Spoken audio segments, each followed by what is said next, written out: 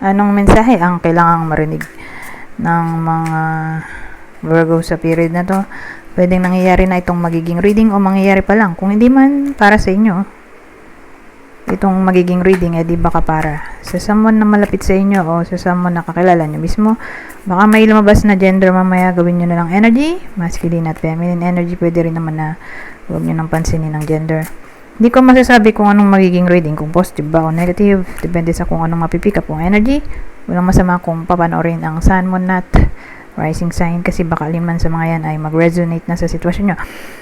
So, sa case na to, may 7 of Pentacles tayo, Knight of Swords at 8 of Swords. So, ang dating sa akin sa period na to,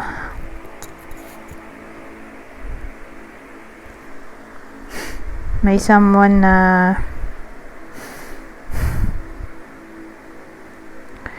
magiging unpredictable sa topic ng business.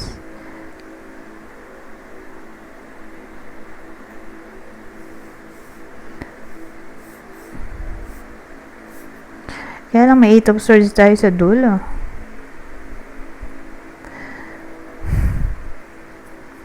Kasi gusto niya maging rebellious somehow sa period na to. Kaya lang, dahil may 8 of Swords tayo, may balakid.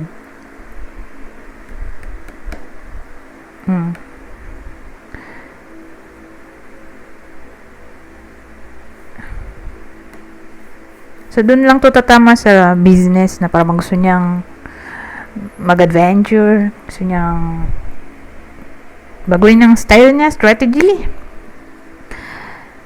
Kaya lang agad hindi niya magawa kasi ang end card natin ay 8 of Swords na parang may hadlang. Sabihin natin may business partner siya, ayaw nung kanyang idea or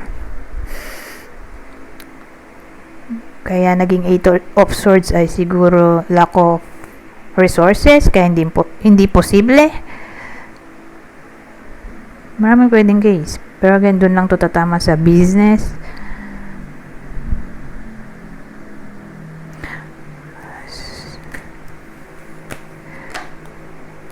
So, yun ang naisip ko. Maraming pwedeng meaning, pero yun yung pumasok sa isip ko.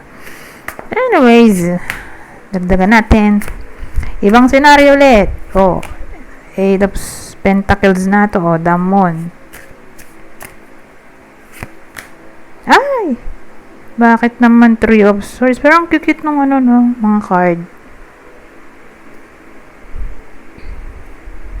So, kung gusto nyo ng ganitong deck, ang name ng deck na to ay Labrador. Tama ba? Labrador Tarot?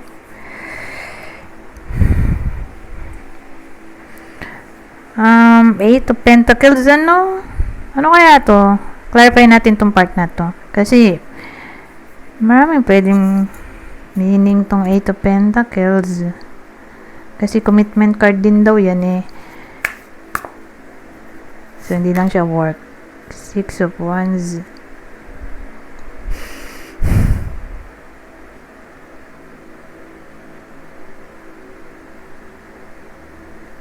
So, di siya cups. Wands, di ba? So, probably work na nga to sa work. Kasi ito, katanyagan, recognition, na para bang may mga tao sa paligid ng iba sa inyo na nasa workplace o may work. Kasi may iba na walang work, di ba?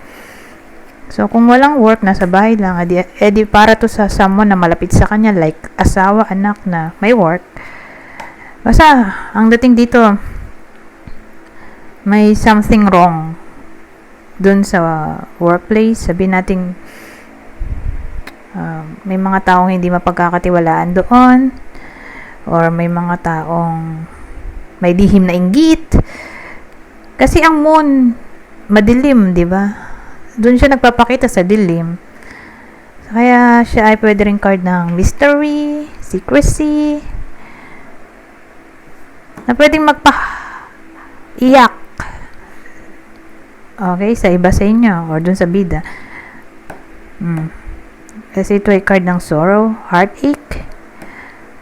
Or, pangalawang senaryo, dun ulit sa workplace.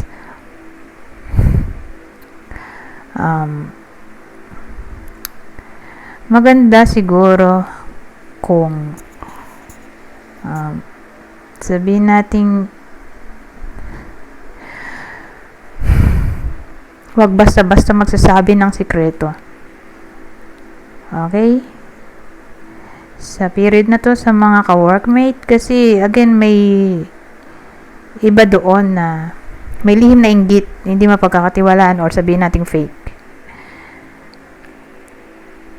Na kung sakali man na may matanggap na parangal, ang gagawin ng taong yun ay sabihin nating sisiraan niya yung mga sikreto nung bida natin. Wala pa sa atin bigla niyang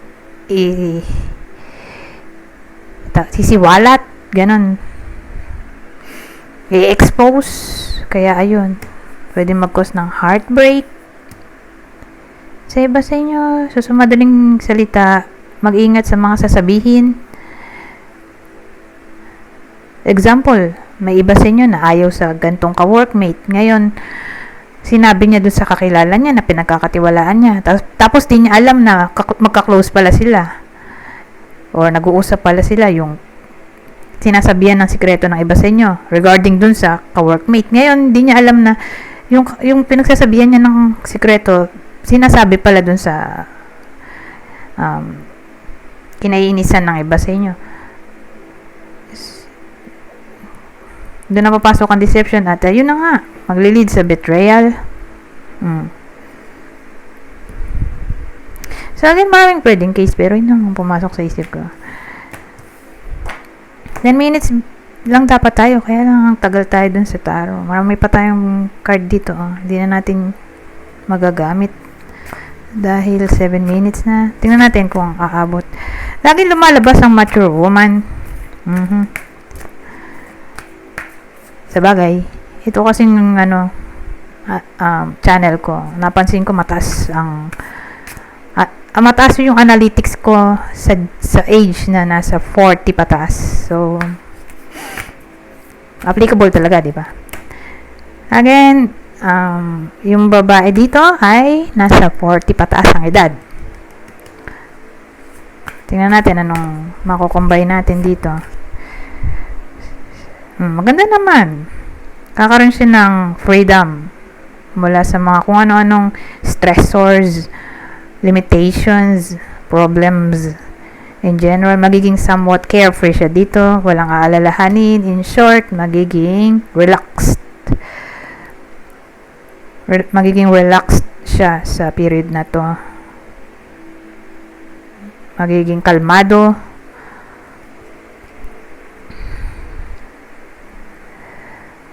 Okay? Komportable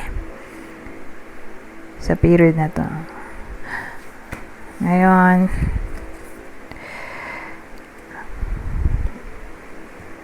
eto. Ay, nagamit ko na ba to? Hindi pa yan. Nagamit ko ba to? Hindi ko sure. Pero sige na nga. Aas tayo.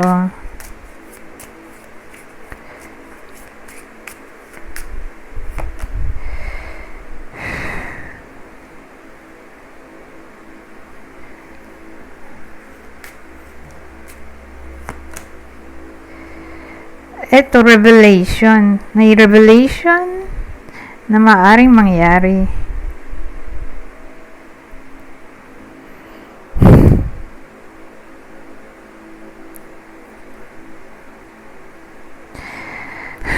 Pero, applicable lang to sa online dating or sa mga single na lang.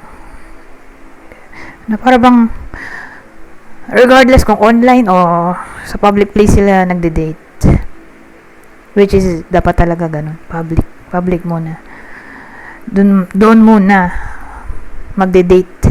Mahirap kasi kung diretso bahay agad, syempre, di ba?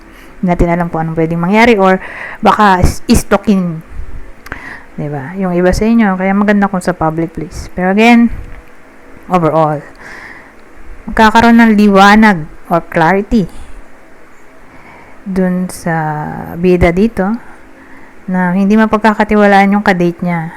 Okay? So, applicable lang to sa kadate, sa may kadate, sa single ba, in general, whether online o public. Ganun eh. Matutuklasan niya agad-agad na may red flag. Buti na lang, di ba? Kaysa huli ng lahat. Tapos dun pa lang malalaman na di pala mapagkakatiwalaan or flirty yung tao na kadate. 10 minutes na pala to. Isama na rin natin to. Sayang naman to. Isang spread lang. Kasi bihira ko lang gamitin to eh. Authority, freedom. So, sa period na to magkakaroon ng kakayahan. Parang kanina freedom din, di ba? Ulit-ulit freedom. Freedom. Pero in general, kasi na-partneran ang authority ng freedom. Kakaroon ng kakayahan ng iba sa inyo na gawin ng kanilang nais, walang kokontrol ba? Walang magpapadikta. Walang makakapagpadikta sa iba sa inyo. Sa gusto nilang mangyari, gagawin ng iba sa inyo kung anong gusto nyo. Walang lilimita, walang kokontrol. So, dun papasok yung authority, kakaroon ng kakayahan na magdesisyon para sa sarili, in short. Anyways, hanggang dito na lang. Goodbye. For now.